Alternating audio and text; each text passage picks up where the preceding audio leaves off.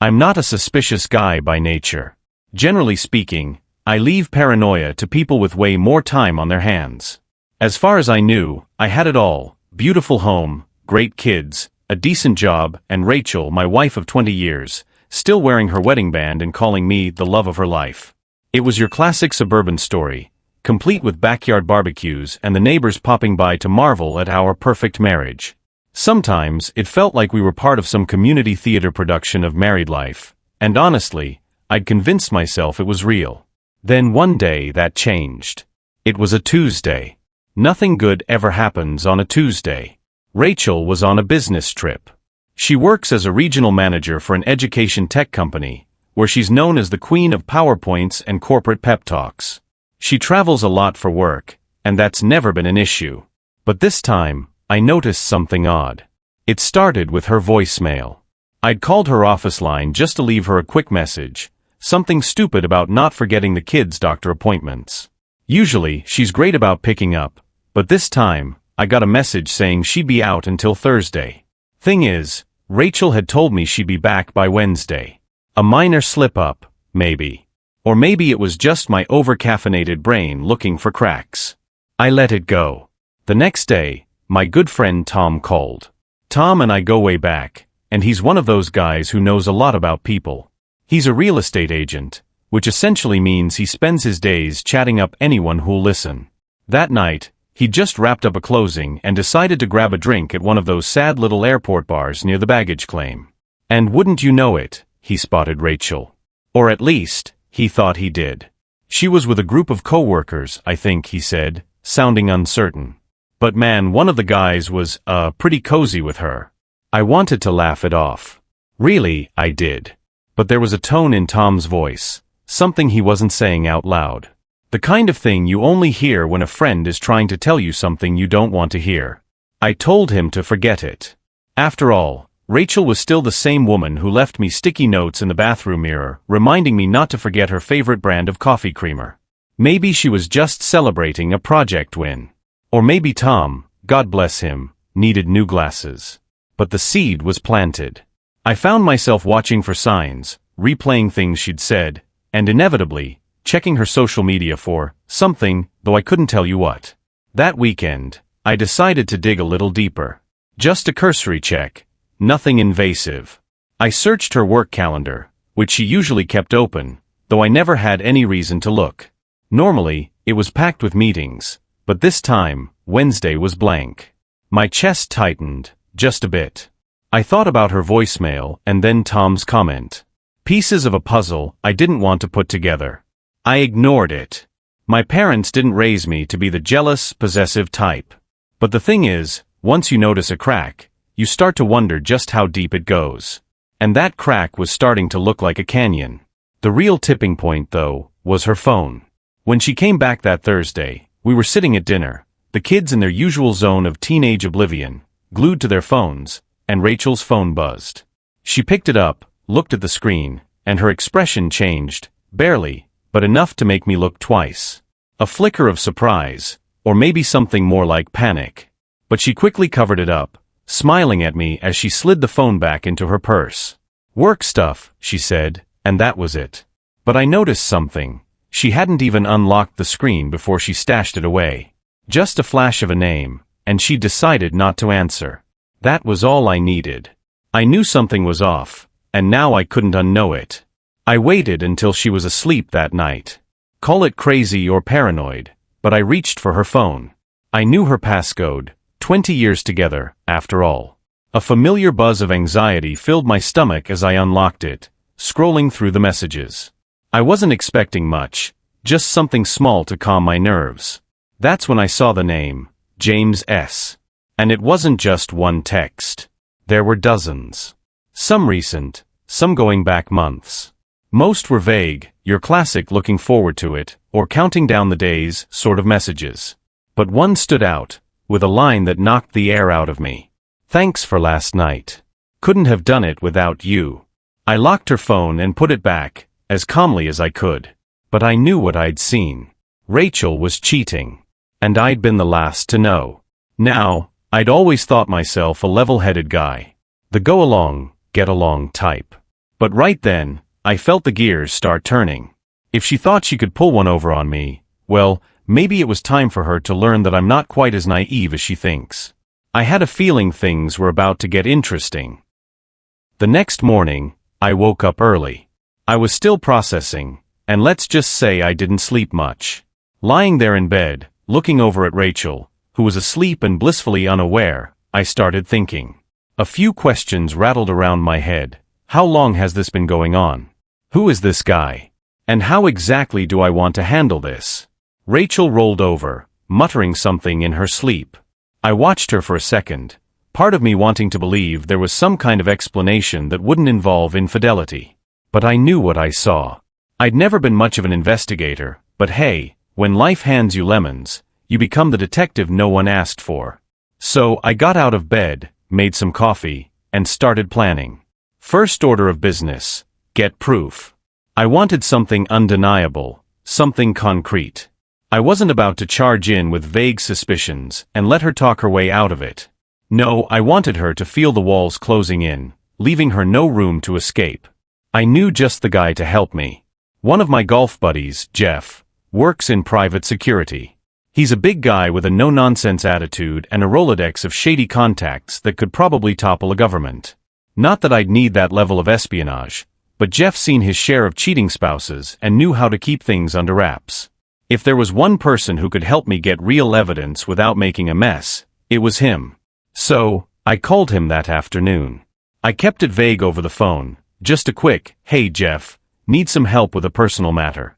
You free for lunch?" We agreed to meet at our usual spot, a little steakhouse with a patio, good place to talk without feeling like you're being overheard. Jeff showed up in his usual worn-out bomber jacket, looking like he'd just finished solving a crime. We ordered a couple of beers, made the usual small talk, and then I cut to the chase. "I think Rachel's cheating on me." Jeff didn't look particularly surprised. "How long you think this has been going on?" he asked, in his typical gruff way, as if we were discussing a faulty lawnmower. I shrugged, taking a swig of my beer. "Not sure. But I've got my suspicions." I found some messages on her phone from some guy named James. Seemed cozy. "Cozy," he repeated with a smirk. "Well, cozy doesn't hold up in court. You're gonna need more than cozy if you want to do this right." "That's where you come in," I said. "I need proof. Texts, photos, anything that shows exactly what's going on. I'm not interested in being that guy who jumps to conclusions. I want to be the guy with the facts." Jeff nodded, looking pleased. "Good. No one ever thinks straight when they're mad. But if you want to get the job done quietly and effectively, I know a guy in surveillance. He's not cheap, but he's thorough. Gets photos, timestamps, the whole 9 yards. I'll set it up." I agreed to his terms and slid him some cash as a down payment. This wasn't about penny pinching, it was about knowing exactly who my wife had become. Maybe it was anger, or maybe it was curiosity.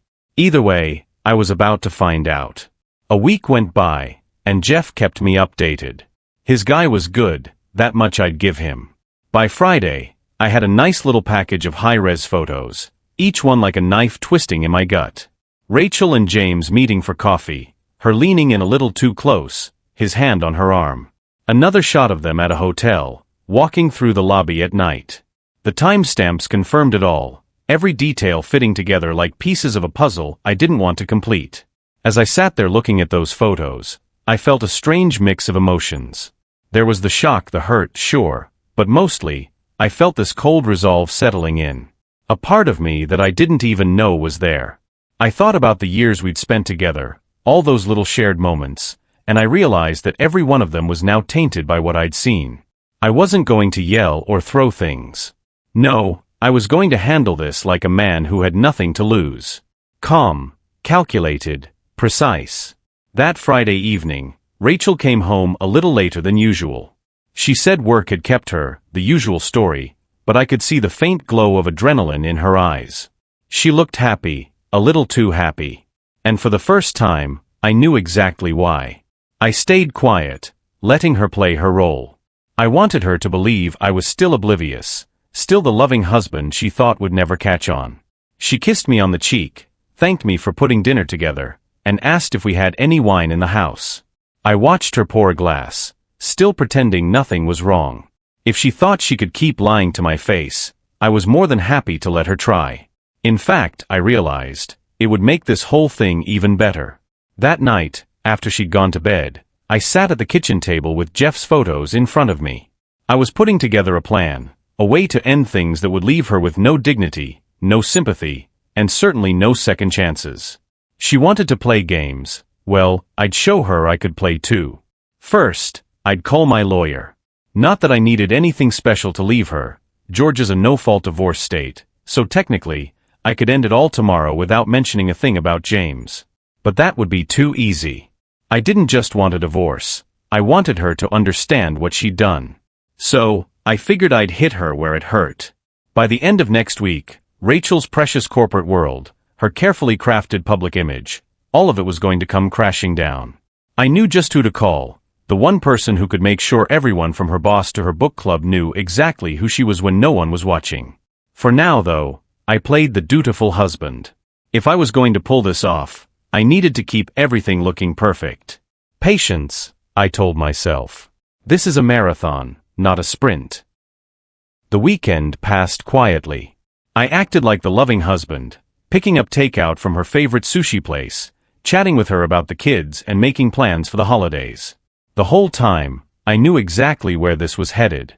I had a plan, and I was just waiting for the right moment. Monday morning, I made the first move. I called my lawyer Alan, who handled a lot of corporate work but had a sideline in messy divorces. He was known around town as the guy you call when you need something delicate handled with precision, and today, I needed all the precision I could get. I explained the situation to Alan, not sparing any details. I told him about Rachel's affair with her coworker James, and shared the photos Jeff had collected. Alan listened, letting out a low whistle when I finished. "Well, John, you've got options," he said, sounding a bit too eager. "If it's a straightforward divorce, I can file on grounds of infidelity, and it'll go through cleanly. But if you're looking to make a statement, we might want to approach this from a different angle." "Statement," I replied. "And a loud one." Alan laughed. "Good. I'll get the paperwork started and draw up a subpoena for James to appear as a witness. If we're lucky, the thought of getting dragged into this will make him sweat." He paused. "You've got to be ready for fallout, though. If this gets out, and by the sound of it, you want it to, Rachel's career could take a serious hit." "Exactly the point," I said, a calm satisfaction washing over me. "I want her to watch everything she's built come crumbling down.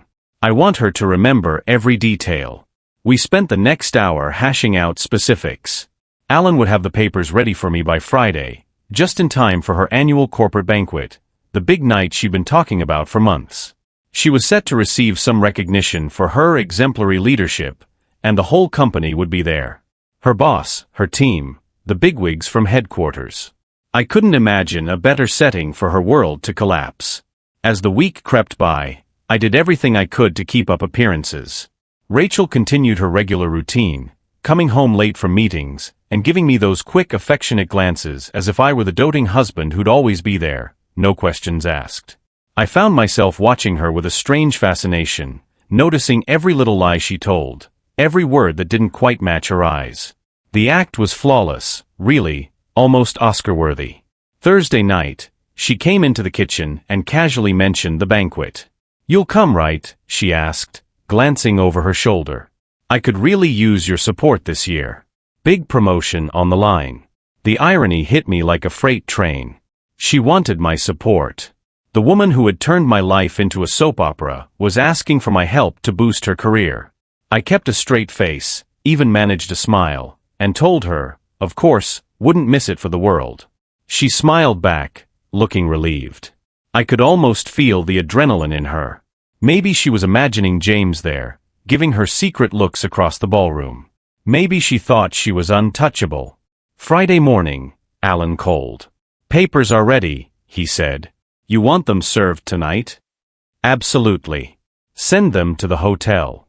I'll make sure she's there to receive them." The banquet was being held at the Grand Regency downtown, a place that looked like it hadn't updated its decor since the late 80s, but still thought itself the height of luxury. Rachel had booked us a room to stay the night, something she'd pitched as a little treat for us. I wondered if she was hoping James might wander in at some point. The idea almost made me laugh. That evening, Rachel was buzzing around the house, putting on the final touches, carefully applying her makeup in front of the mirror. She looked amazing, I'll give her that. But it was hard to look at her the same way. The person I'd thought I knew was gone, replaced by someone who'd taken a torch to everything we'd built. I realized then that this whole charade was going to end tonight, and I felt a sense of calm I hadn't felt in months. "Ready?" she asked, coming out in an elegant black dress, the kind she only wore for special occasions. "Couldn't be more ready," I replied, holding back the smile that threatened to break free. The banquet was every bit the corporate nightmare I expected. Champagne flutes and hors d'oeuvres, people milling around in tuxedos and gowns, making polite conversation as they networked. Rachel's team was there, and of course James was too, looking like a smug snake in his three-piece suit. I watched her glance at him from across the room a few times, thinking she was being subtle. The awards part of the evening kicked off around 8 p.m. The CEO started with a dry speech about teamwork and leadership, thanking everyone for their unwavering dedication to the company. I felt my phone buzz in my pocket. It was Alan. The papers had been delivered to the hotel front desk, marked for Rachel's attention. I glanced at her, smiling and basking in the attention as her name was called up to the stage for her outstanding contributions. She didn't see me slip out of the room as she walked to the podium. I went to the front desk and spoke to the clerk, a young woman who looked utterly bored until I handed her the envelope. "Can you make sure this gets to Rachel?" I said. "She's the woman receiving the big award in there." She gave me a look, like she knew exactly what this was, but just nodded and set the envelope to the side. I headed back into the ballroom, just as Rachel was wrapping up her speech. She looked pleased, practically glowing under the applause. I walked back to my seat, giving her a little thumbs up as she returned to her place. When we finally made it to our hotel room, Rachel kicked off her heels, clearly exhilarated. I watched her carefully as she picked up the envelope waiting on the desk. "What's this?" she asked, tearing it open. I didn't say a word. I just waited, watching her expression as she scanned the first page. The color drained from her face, and she looked up at me, eyes wide, like a deer caught in the headlights. "John, what is this?" Her voice was barely a whisper. I shrugged, keeping my tone light. "What do you think it is, Rachel?" For a second, she just stared at me, trying to process what was happening. Then, the shock turned to anger. Are you seriously doing this right now?" she demanded, her voice rising. "Doing what?"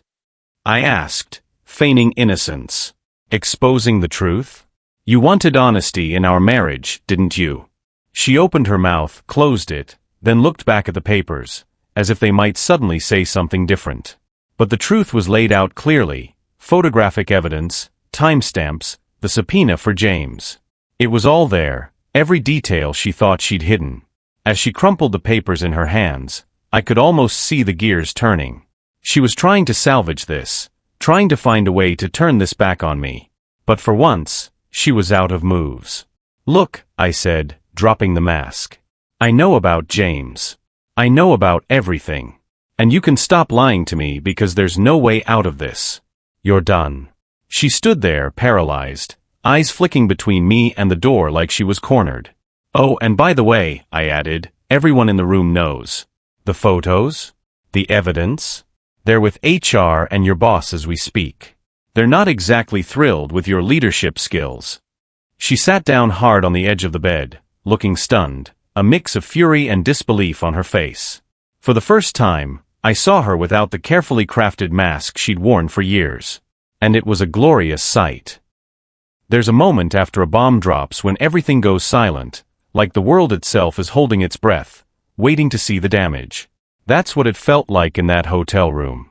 Rachel sat there, papers in her lap, mouth slightly open as she tried to process what was happening. For the first time in our marriage, I had the upper hand, and it felt like finally breathing fresh air after years underwater. She looked up at me, eyes narrowed. "So what, you're doing this here? In the middle of my big night?" I gave her a shrug. Seemed like the perfect moment. After all, you were celebrating outstanding contributions. Why not add a few more details to the record? She opened her mouth to respond, but her phone buzzed before she could get the words out. She looked at the screen, her face tightening as she saw the name. It was her boss.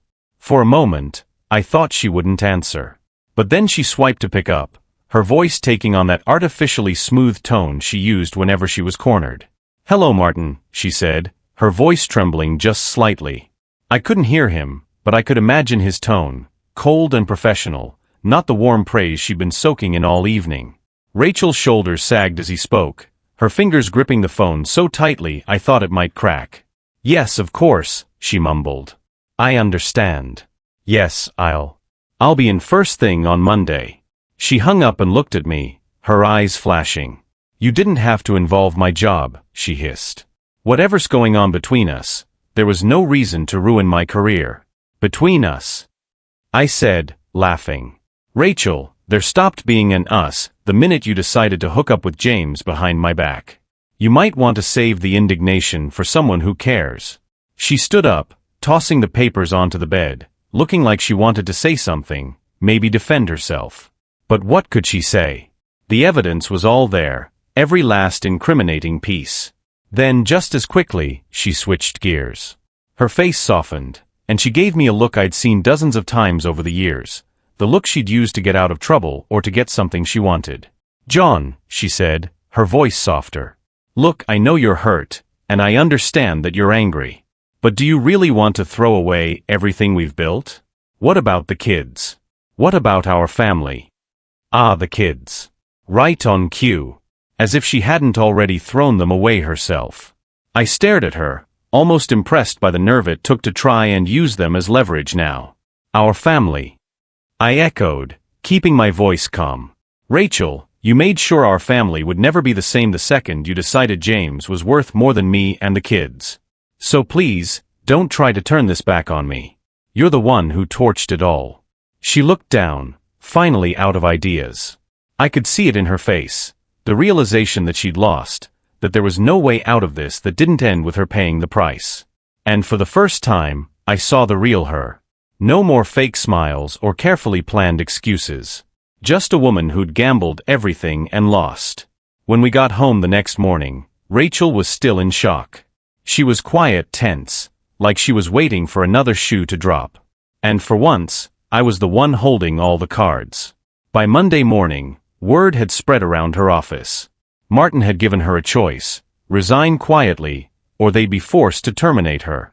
Turns out, an exemplary leader, caught in a scandal, wasn't exactly what they wanted representing the company. The kids, meanwhile, were noticing the tension. I knew I couldn't keep them in the dark forever, but I wanted to be careful with how I approached it. I took our son Jake out for breakfast that Tuesday, figuring it was time for him to hear the truth. "Dad," he said as he poked at his pancakes. "Is something going on with you and Mom?" I took a deep breath. This was the part I dreaded the most. "Look, Jake, things between your mom and me, they're complicated. And I'm not going to lie to you, there's some stuff going on that's going to change things for our family. But whatever happens, you and your sister are my priority." Jake looked at me, his expression hardening. "So, you're getting divorced?" I nodded slowly. "Yeah, it's looking that way." He was quiet for a long time, and I could see him piecing things together, connecting the dots. Maybe he didn't know the full extent of what his mother had done, but he understood enough to know that our family wasn't what it used to be. I tried to keep things straightforward, sparing him the ugly details. He didn't need to know everything just yet.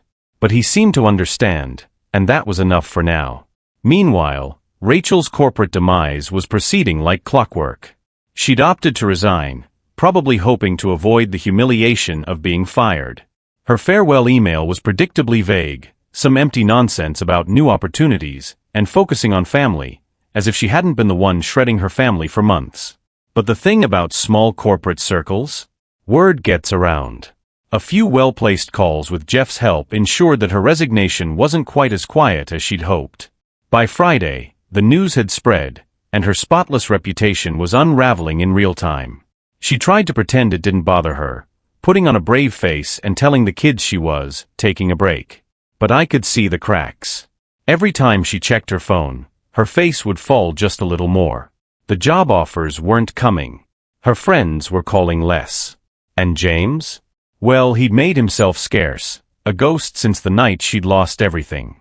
One evening, a week after the banquet, she knocked on the door to my office at home. She looked drained, like she'd aged 10 years in the past week. "John," she said, barely meeting my eyes. "We need to talk." I leaned back, crossing my arms. "About what?" She took a deep breath. "About us. About where we go from here." I let her talk, mostly because I wanted to see where she'd go with it. She started with an apology, something about mistakes and bad decisions. Then came the promises. She'd change, she'd go to therapy, she'd work to rebuild our family. It was all the right words, wrapped up in a last-ditch plea for mercy. When she finished, I just looked at her, letting the silence stretch until she started to squirm. "Rachel," I said finally, "we're done. You can say all the right things, but it doesn't change the fact that you made your choice. You wanted James? Fine. You can have him. But you don't get to have me." Her face crumpled, and for a second, I almost felt something, a flicker of sympathy. But then I remembered every lie, every night she'd come home late, every text she'd sent him. Whatever sympathy I had died right there. She nodded, her shoulders slumping. "I understand," she whispered. And just like that, it was over. The mask was off, and all that was left was a woman who'd gambled and lost. The next morning, I signed the divorce papers. I didn't need any drawn-out court battle or messy fights. I just wanted it done over, so I could move on and close the book on Rachel's chapter in my life. I left the papers on the kitchen table, and by the time I got home from work, she'd signed them too. Rachel moved out a few days later. It was quiet, almost anticlimactic. She packed her things, mumbled a few goodbyes to the kids, and left. No tears, no dramatic exit. Just a woman with her bags, walking out of the house she'd set on fire. The house was different after Rachel left. It wasn't just that her things were gone, it was quieter too, like the walls had finally exhaled a breath they'd been holding for years. The kids noticed it too, especially after she left the official family update email for friends and relatives. Full of the usual hollow phrases, she wrote about mutual respect and amicable separation, as if she hadn't blown everything to bits. It read like some PR crisis response, a statement more for her reputation than anything sincere. The kids saw right through it. And while I hadn't spelled out every detail of Rachel's affair, they were smart enough to figure out most of it. Jake barely mentioned her and spent more time at home, usually offering to help with things he would have rolled his eyes at before, like fixing the lawnmower or cleaning the gutters. My daughter, Allie, was a bit more vocal about the whole situation. She had always been closer to her mother, but she didn't like being lied to, and the truth had left her both angry and confused. I had a talk with Allie one night, after she came home late from a friend's house. She plopped down on the couch, arms crossed, clearly still stewing. "Why did she do it?" she finally asked, looking at me like I was supposed to have some answer. I sighed, trying to find the words. "Sometimes people just make bad choices, Allie. They get caught up in their own lives, and they forget what really matters. But that's on her, not you. She made her choices, and we're the ones left to deal with it." She nodded, quiet for a moment. "I hate her for it," she mumbled. I put a hand on her shoulder. "You don't have to hate her. But you don't have to excuse her either." Allie just nodded again, and we sat there in silence, each of us processing the fallout in our own way. I knew it would take time for her, maybe a lot of it, but I was relieved to know she'd be okay. A few weeks passed, and I started to settle into a new routine. It was strange, after 2 decades of marriage, to be on my own again, figuring out life without Rachel's presence. I'd never considered myself the dating type, but people kept bringing it up. My sister even dropped hints about setting me up with her friend from work, a single mom who'd been through a rough divorce herself. I'd nod politely whenever she mentioned it, and then immediately ignore the suggestion. I wasn't ready to jump back into anything serious. Besides, I'd been burned once. I wasn't in a hurry to throw myself into the fire again. Instead, I focused on the things I'd let slide over the years. I dusted off my old guitar, started going to the gym again, and even joined a hiking group that met on weekends. I'd forgotten how good it felt to just be me. No schedules to coordinate, no work trips to cover for, no late-night dinners waiting on a wife who was working late. It was just me, my time, and my life, back in my hands. Jeff was one of the few people who understood what I was going through, and he made a point to drag me out of the house whenever he could. We'd hit the driving range, grab a beer, and he'd listen as I sorted through my thoughts about life post-divorce. "You know," he said one night over drinks, "for a guy who just had his life torn apart, you're handling it pretty well." I laughed, taking a sip of my beer. I guess after everything, there's some relief in knowing the worst is behind me. Rachel's gone, the lies are done, and I'm finally free of it all. He nodded, looking thoughtful. "So, any plans for your next chapter?" I shrugged. "Nothing big. I'm just taking things as they come. The kids, work, maybe a few new hobbies. That's enough for now." One morning, about a month after the divorce was finalized, I got an email that caught me off guard. It was from Rachel. The subject line was just, "For the kids." I clicked on it, my stomach twisting as I read her message. She wanted to meet up, talk things over, and set a good example for the kids. She wrote about moving forward with dignity, and how she thought it was important for us to stay civil, for the family. I let out a slow breath, leaning back in my chair. I knew what this was, an attempt to patch things up enough to save face, maybe even worm her way back into the kids' lives by using dignity as her shield. I had no doubt that her reputation had taken a hit after her resignation, and now she was looking to rebuild, probably with a nice, clean, amicable narrative to show everyone. I thought about it for a few minutes, then hit reply. "Rachel, let's meet this Friday at noon. I'll text you the location. Just us. John." I kept it brief. No promises, no reassurances, just a date and time. I wasn't interested in playing nice or smoothing things over, but I figured this was my chance to say what needed to be said. I'd waited long enough. Friday arrived, and we met at a coffee shop on the edge of town.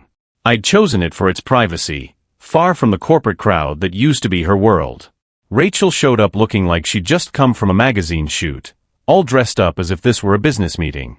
I wondered if she thought she'd be able to charm her way out of this, but one look at my face and her expression shifted. "John," she said, trying for a smile. "Thanks for agreeing to this." I nodded, sipping my coffee. "Let's keep this quick. You said you wanted to talk about the kids." She sighed, her polished exterior faltering just a bit. "I know I made mistakes, John. And I know I hurt you, hurt the family. But I'd like to try and rebuild something, especially with the kids. They're my children too." I looked at her for a long moment, weighing my response. Finally, I set my cup down, leaning forward. "Rachel, the kids are going to make their own decisions about you. And maybe, with time, they'll forgive you. That's not up to me." She nodded, looking down, but I wasn't done. "But as for me, we're done. There's no fixing this, no moving forward with dignity. I saw what you did to our family, how easily you lied, and I'm not interested in playing happy exes just to make you feel better. You made your choices, and you can live with them. Don't drag me into it." Her face tightened, the confident facade slipping. She started to say something, but I raised a hand, stopping her. "Rachel, I'm done. You wanted your freedom? Now you've got it. But that freedom doesn't come with a clean slate or some fairy tale co-parenting situation.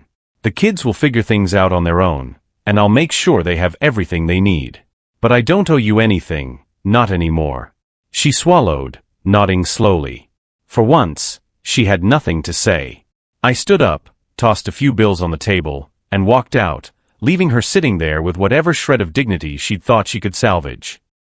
That afternoon, I felt like a weight had been lifted. Rachel was out of my life, out of my future, and whatever she did next was no longer my concern. I'd done my part, and now it was time to focus on the people who mattered. That night, I told Jake and Allie about the meeting.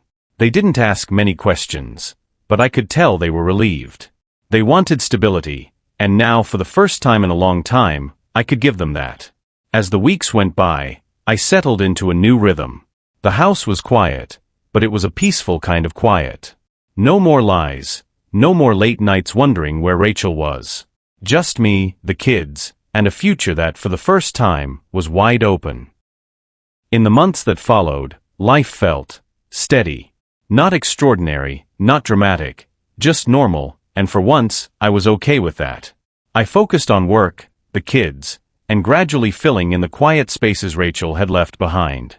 Weekends became a mix of early morning hikes, coffee with Jeff, and the occasional lazy Saturday with the kids. We were rebuilding, piece by piece, and for the first time in years, I felt like I was living in a house, not just a set piece for some staged, perfect marriage. Jake was taking the divorce in stride. He'd thrown himself into sports, wrestling and track, and had become my unofficial gym partner. Allie, meanwhile, was still cautious. She'd go out with friends, come home late, and shoot me quick "I'm fine" texts if I asked about her night. I didn't push it. I knew she needed time to sort through her own feelings about her mother. But she'd linger in the kitchen sometimes, just hanging out, and those quiet moments told me she was finding her footing again. And then one Friday afternoon, I got a text from my sister. "Date night next week. You're going." I almost laughed. Since the divorce, my sister had taken it upon herself to help me re-enter the dating world. She was relentless, always throwing out names of single friends or accidentally inviting me along to outings where she tried to play matchmaker. "Not interested," I replied. 3 dots appeared. I could practically hear her eye roll through the phone. "Just dinner. It's with a friend. No strings, no pressure. At least let yourself have some fun." Part of me wanted to tell her to back off, that I wasn't ready, that I just barely found my balance again. But another part of me wondered if maybe, just maybe, she was right. Maybe I did need to try stepping out a bit, even if it was just to see what the world looked like outside the narrow view of my marriage. So the following Saturday, I found myself sitting in a quiet bistro waiting to meet Lisa, my sister's single, brilliant, totally normal friend.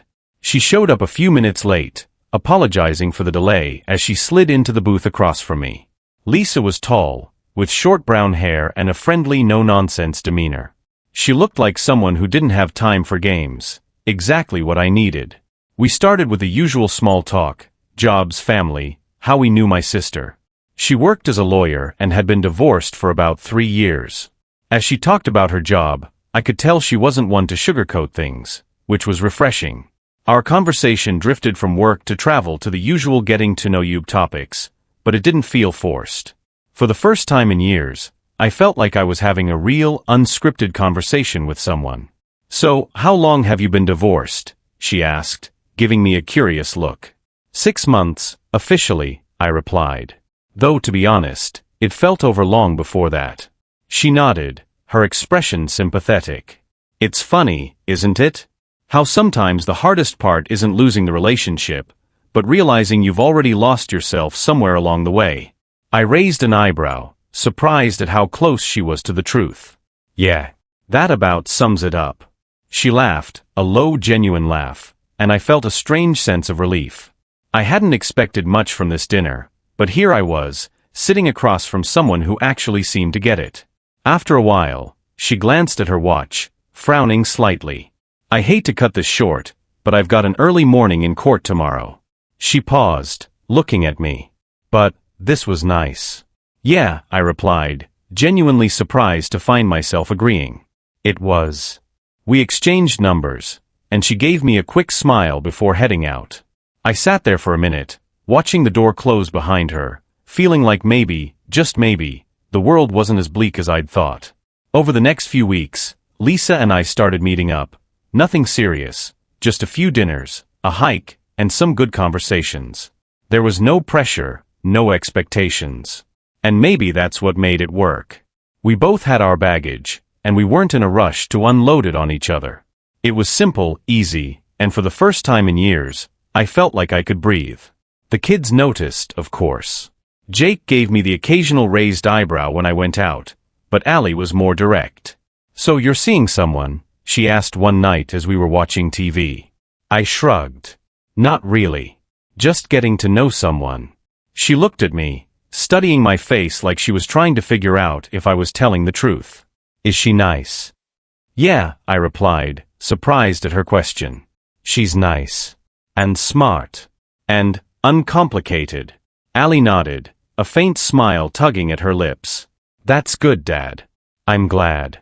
And that was it. She didn't pry, didn't ask for details. Just a quiet acknowledgement that she was okay with it. It was a small moment, but it felt big. Like another piece falling into place. One weekend, Lisa and I decided to go on a hiking trail I hadn't been to since before the kids were born. As we walked, I found myself talking more freely, sharing things I hadn't thought about in years. She listened without judgment, occasionally chiming in with her own stories. There was something about being out there, away from everything, that made it feel like a fresh start. At one point, she stopped, looking out over the valley below. Do you ever feel like you're just now figuring out who you are? She asked, glancing at me. I nodded. More and more every day. She smiled, looking relieved. I thought I was the only one. We continued our hike in silence, but it wasn't awkward. It was comfortable. Like maybe, we didn't need to fill every moment with words. And for the first time, I realized that this might actually go somewhere, not because I needed it to, but because I wanted it to. Back home, life kept moving forward. Jake was training for his first marathon, and Allie was getting ready for college applications. I found myself more present with them, more involved. We'd have family dinners, go to Jake's track meets, and talk about Allie's plans for the future. I realized that somewhere along the way, the kids and I had created a new kind of family. It wasn't perfect, but it was real, and it was ours. And then one evening, I got an email from Rachel. I felt a pang of annoyance as I opened it.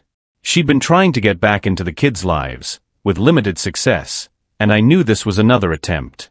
But as I read her words, a strange calm settled over me. She was asking to meet up, to talk about moving forward as co-parents, now that she'd found a new job in a different city. I replied briefly, agreeing to a phone call, but that was it. I wasn't going to get dragged back into her life or her drama. I had my own life now, my own priorities. And if she was ready to move on, then so was I. As I sat there that night, watching the kids laugh over some inside joke, I felt a strange sense of peace. Life hadn't turned out the way I'd planned, but in a way, maybe that was okay. I had my kids, my health, and for the first time in years, I felt like I was exactly where I was supposed to be. And as I thought about Lisa, about the possibility of letting someone in again, I realized that maybe, just maybe, the best was yet to come. A few months passed, and life found a rhythm. My days were filled with work, time with the kids, and the occasional weekend with Lisa. I never thought I'd be starting over at my age, learning what it meant to be just myself. But that was the beauty of it. The weight of Rachel's betrayal had faded into something smaller, something that no longer defined me or kept me looking over my shoulder. The kids were doing well. Jake was about to finish up his last season of wrestling, and Allie had thrown herself into college applications. She'd even decided to apply to a few schools out of state, which was both thrilling and a little terrifying. The prospect of an empty house was something I was still getting used to, but knowing that they had their lives ahead of them made the adjustment easier. And then there was Lisa. We kept things low-key, not rushing into anything, but each time we met, it felt like a little more weight had lifted. I could feel myself opening up in ways I hadn't before. I'd find myself laughing more, talking about the little things I used to hold in, like how I'd wanted to try sailing or start painting. It was strange, but for the first time, I felt like I had the space to figure out who I really was, separate from all the expectations I'd carried through my marriage. One Sunday, Lisa invited me over to her place for dinner. She had a small house just outside town, nothing fancy, but it was cozy and filled with little touches that felt like her. She was chopping vegetables when I arrived, a little music playing softly in the background. "Come on in," she called from the kitchen, waving a knife in greeting with a grin. I laughed, slipping off my shoes and walking over. "You know, you didn't have to go all out." "Please," she said, rolling her eyes. "It's pasta. The least complicated meal on earth. Besides, I figured it's about time I actually cook for you." She tossed a handful of fresh basil into a pan, filling the kitchen with a warm, comforting aroma. I stood there for a moment, watching her, taking in the simplicity of it all. She looked up, catching me watching her, and smiled. "What?" she asked. "Nothing," I replied, shaking my head. "Just nice, that's all." Dinner was simple but delicious, and afterward, we sat on the couch, talking about everything from work to our families to the future.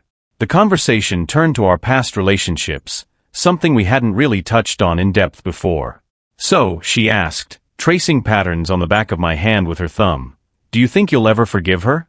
It was a straightforward question, and yet it threw me. I thought about Rachel, about all the things we'd been through and the years that I'd invested in a marriage that, in the end, had been built on sand. "I don't know," I said honestly. There was a time when I thought I'd never forgive her. The anger, the betrayal, it was all consuming. But now? It's hard to say. I think, maybe someday I'll get there. But I don't know if I'll ever forget. Lisa nodded, thoughtful. That makes sense. Forgiveness doesn't mean you forget. It just means you don't let it control you anymore. I looked at her, surprised.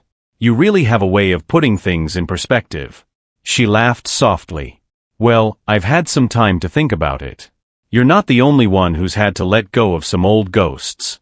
And for the first time, I felt like I could let those ghosts go. Rachel's betrayal was a chapter in my life, but it didn't have to define the whole story. I could close that chapter and move forward, not with a sense of vengeance or regret, but with acceptance. I could finally allow myself to be happy without waiting for the other shoe to drop. As spring turned to summer, things with Lisa grew more serious. We didn't rush things. We didn't need to. She'd come over for dinner with the kids, and they'd laugh and talk with her like she was an old friend. Even Allie, who'd been hesitant at first, had started warming up. It felt natural, like Lisa had always been part of our lives, seamlessly fitting into the little routines and inside jokes we'd built. One weekend, I invited her to go sailing. It was something I'd always wanted to try, and there was a small marina nearby where you could rent a boat and take lessons. To my surprise, she agreed without hesitation, and before I knew it, we were out on the water, learning how to navigate the sails and maneuver against the wind. It was harder than I'd expected, but I loved every minute of it. The feeling of freedom, the open sky, the quiet companionship of being with someone who wanted nothing from you but your presence. It was exactly what I needed. As the sun began to set, casting a warm golden glow over the water, we sat together, watching the waves lap against the side of the boat. "Think you'll do this again?" she asked, leaning against my shoulder. "Definitely," I replied, glancing at her. "Maybe you'll come with me." She laughed, nodding. "Maybe. But next time, you're handling all the sails." We stayed out on the water until the stars came out, a quiet contentment settling over us. There were no big declarations, no rushed promises, just a simple understanding that this was real, and it was enough. Life kept moving forward. Jake started his summer job, and Allie was accepted to a college out of state. We spent the last few weeks of the summer preparing for her move, filling boxes and buying dorm essentials. When the day finally came to drop her off, we loaded up the car and headed out on a road trip, just the two of us. Saying goodbye was harder than I'd expected. Watching her walk toward her dorm, I felt a pang of pride mixed with a bit of sadness. My little girl was all grown up, off to start her own life, and part of me wondered if I'd done enough to prepare her. She turned back, giving me a quick smile and a wave. I waved back, feeling a strange mix of loss and gratitude. On the drive home, I thought about how much had changed over the past year, how much I'd changed. The old life, the old wounds, they no longer felt like weights I was carrying. They were just memories, part of the past I could finally leave behind. One evening, not long after Allie left for college, I was sitting on the back porch with Lisa, watching the stars. She looked over at me, her face soft in the dim light. "You know, John," she said, her voice barely a whisper, "I think this is the happiest I've ever seen you." I looked at her, surprised at how true her words felt. She was right. Somewhere between the heartbreak and the rebuilding, between letting go of the past and stepping into the future, I'd found something I hadn't realized I'd lost myself. "I think you're right," I said, my voice steady. "For the first time in a long time, I'm exactly where I want to be." We sat there in comfortable silence, watching the stars, two people who'd come through the fire and found peace on the other side. The future was uncertain, and I didn't know what lay ahead, but for once, that didn't scare me. I had my family, my health, and the quiet contentment of knowing I was free to live life on my own terms. As the weeks turned into months, I settled into my new life. Allie called regularly from college, updating me on everything from her classes to the awful cafeteria food. Jake was thriving in his summer job and had just started dating someone, keeping the details minimal but clearly enjoying himself. And me? I was building something new with Lisa, bit by bit, in a way that felt easy and real. Lisa and I started spending more weekends together, and before long, it became natural for her to leave a toothbrush at my place, a spare set of clothes tucked away in the closet. She even took up Jake's invitation to join our family dinners every other Sunday. The kids liked her, and that was a relief. Even though they were old enough to handle this new chapter, I'd wondered how they'd react to someone else stepping into my life. But Lisa wasn't trying to replace anything. She was just here, adding her presence to ours in a way that felt simple, not forced. One Sunday evening after dinner, Jake and I found ourselves outside on the back deck, grilling burgers as the sun dipped low in the sky. Allie had come home for the weekend, and she and Lisa were inside laughing about something, their voices carrying through the open window. Jake glanced over, eyebrow raised, a smirk playing on his face. "So is Lisa, like, officially your girlfriend now?" I laughed, shaking my head at his bluntness. "I guess you could say that," I said, giving him a shrug. "Why? You got opinions?" He took a moment, like he was giving it serious thought. "Nah," he finally said, flipping a burger. "She's cool. And it's good to see you happy, Dad. You deserve it." I looked at him, surprised at the simplicity of his words. "Thanks, Jake." We stood there for a moment in silence, watching the flames lick up around the burgers. It was one of those small moments you don't expect to mean anything, but that somehow sticks with you. For the first time, I felt like everything had come full circle. My life, my kids' lives. We'd all been through so much, but here we were, coming out the other side. As the weeks went by, I found myself spending more and more time with Lisa, and eventually, we had a talk about moving in together. It was a big step, one I hadn't taken lightly, but in the end, it felt right. The kids were supportive, even excited about the idea, and when the day came to help her move her things in, they were there, lifting boxes and rearranging furniture like they'd been part of this plan all along. We took our time merging our lives. I knew better than to rush, and so did she. We were just two people who'd been given a second chance, making the most of it with a kind of steady, patient love that comes from knowing what you've been through and what you don't want to go through again. Life was good, simple but real. Jake would stop by for dinner whenever he could, and Allie came home for breaks, fitting in like nothing had ever changed. And slowly, our house became a place of laughter, of new memories, of a life being rebuilt piece by piece.